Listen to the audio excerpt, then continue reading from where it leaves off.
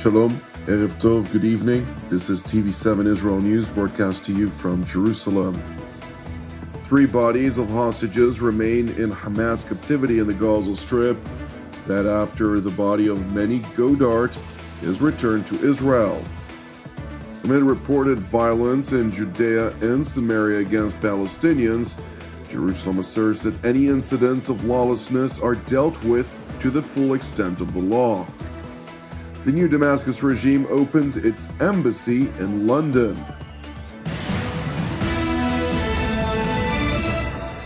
The remains of hostage Meni Godart were returned to Israel. This was announced by the Prime Minister's office and the IDF after the identification process was completed by Israel's National Institute of Forensic Medicine.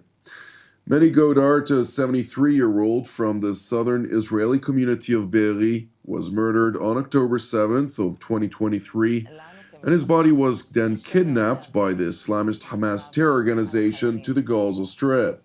Ayelet, his wife, was also murdered by Hamas in the massacre that saw over 100 people murdered by the Islamist terrorist group in the community of Be'eri alone. Meni and Ayelet Godart are survived by 4 children and 7 grandchildren. May their memory serve as a blessing. It is important to highlight that there are still 3 deceased hostages left in Gaza in Hamas captivity who have now been there for 770 days, to include Dror O from Kibbutz Be'eri, Ran Gvili from the community of Meitar, and Sudhisak Rinsalak from Thailand, who was kidnapped while working in an avocado orchard of Kibbutz Be'eri. Meanwhile, the Islamist Hamas continues to violate the ceasefire on a daily basis. While IDF troops were operating in the area of Rafah to dismantle underground terror infrastructure, all in accordance with the ceasefire, they identified 4 armed terrorists on the eastern side of the Yellow Line within Israeli operational control. Our forces acted and struck and eliminated 3 of the armed terrorists. Prime Minister Netanyahu has made it abundantly clear Israel will work to defend all of its borders and will do so independently to protect our nation from any threat. Prime Minister Netanyahu will make independent decisions for this country, for all of its citizens. Despite Hamas's continued violations, Israel is working tirelessly in close coordination and cooperation with the U.S. Central Command to assist the civilian population of the Gaza Strip. And Kogat announced today that about 250 Gazans in need of medical treatment and their caregivers and Gazans with dual citizenship exited Gaza on Wednesday through the Kerem Shalom crossing to the Allenby Bridge crossing and the Ramon Airport. Also, the Zikim crossing is now open for the entry of humanitarian aid trucks into the Gaza Strip. And the aid will be transferred by the United Nations and international organizations following thorough security inspections by the Land Crossings Authority of the Ministry of Defense. Hundreds of trucks carrying food, water, fuel, gas, medicines, medical equipment, tents, and shelter supplies continues to enter the Gaza Strip every single day in coordination with the UN, international organizations, donor countries, and the private sector. Meanwhile, vis-a-vis the West Bank districts of Judea and Samaria, a growing international outcry condemning massed youth, who are referred to as Israeli settlers, who've abhorrently committed violent crimes and vandalism against Palestinian property in a number of villages in recent weeks, to include the burning of a mosque. Israeli officials have voiced outrage over the violent incidents, to include Israeli President Yitzhak Herzog and IDF Chief of General Staff Lieutenant General Eyal Zamir, to which U.S. Secretary of State Marco Rubio added yesterday that the masked criminals had also attacked Israeli forces deployed to deal with the incident. They also attacked Israeli forces as part of this, so it I don't have all the details on exactly what happened, but this has happened in the past. But yes, look, certainly there's some concern about events in the West Bank spilling over and creating an effect that could undermine what we're doing in Gaza. We don't expect it to. We'll do everything we can to make sure it doesn't happen. I think you're just talking about the violence part. But I thought today the comments were very strong by the President of Israel and also by the IDF commander in the area. His own troops were attacked, as well as police officers. So I thought the Israelis today responded, and they actually sent forces to respond to the attacks today as well, which is why their forces came under attack by some of these elements. Meanwhile, in Jerusalem, the Prime Minister's office spokeswoman, Shosh Bedrosian, stressed that any incidents of lawlessness are dealt with to the full extent of the law. Any incidents of lawlessness are dealt with to the full extent of the law. The IDF operates under strict ethical guidelines and international law in Judea and Samaria. Commander of the Central Command made it clear that the IDF does not accept any situation in which lawbreakers harm property and civilians. Ms. Bedrosian continued by highlighting the double standard in international media, which fails to report on attacks against Israelis in Judea and Samaria, to include 9 major terror attacks in the month of September alone that claimed the lives of 9 people and wounded 24 others. Jewish communities are under attack, and they are oftentimes conveniently overlooked in the media. Israel has experienced a wave of terror perpetrated by individuals, many of them very young, inspired by vicious incitement in Palestinian social and traditional media, urged on by the Palestinian leadership. 9 major attacks took place in September, 8 in the West Bank, Judea and Samaria region, and one side, Israel. The security services were able to foil 105 major terror attacks. 9 people were killed and 24 injured in the September terror attack.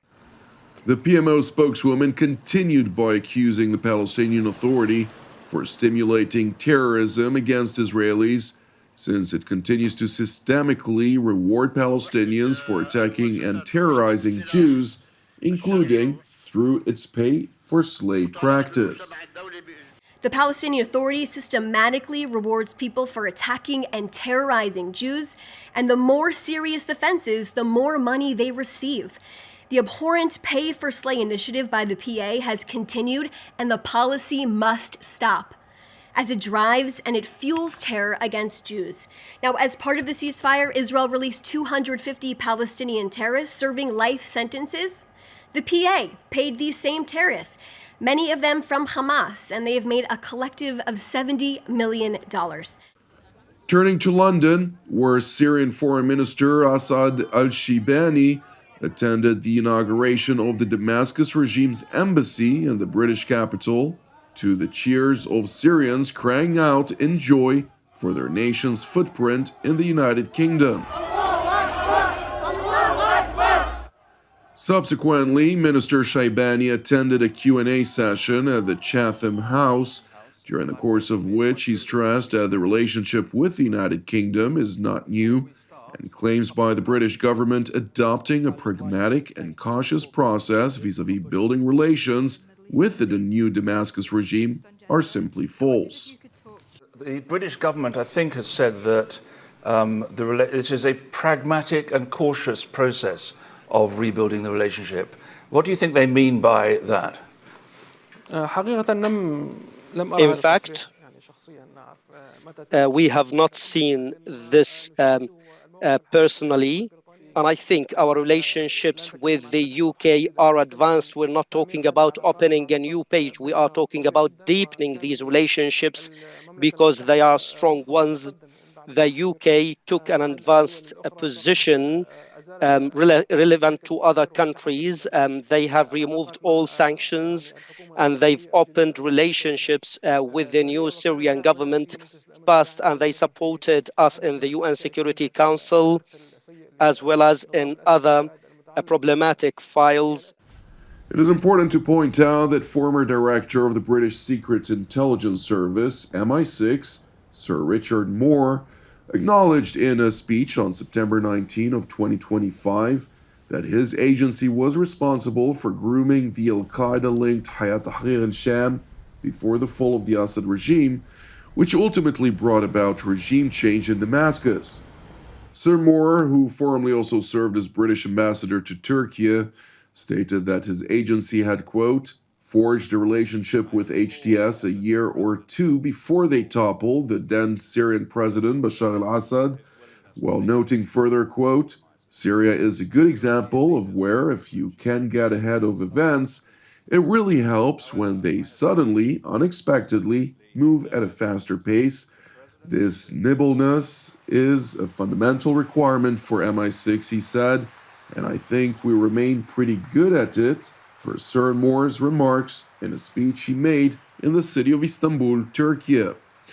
Meanwhile, at Chatham House, when asked about Damascus's decision to base their governance on Islamic Sharia law and Islamist classes to the new Syrian military, the foreign minister of Damascus effectively dodged the question. And when asked about the massacre of Christians and Druze in the southern governorate of Seuraa, Minister Shaibani claimed it was an internal matter under investigation and that Israel's intervention to prevent the massacre was not good for Syria.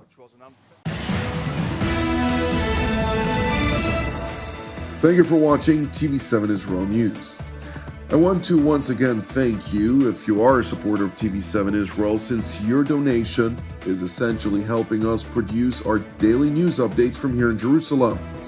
If you haven't yet supported TV7 Israel, please consider doing so. You can donate via our website at www.tv7israelnews.com. Separately, as ever, pray for our persecuted brothers and sisters worldwide, along with prayers for the peace of Jerusalem and salvation of Israel. I'm Jonathan Hessen wishing you a Shabbat Shalom u'Mevorach, and God willing, until our next update, Shalom from Jerusalem.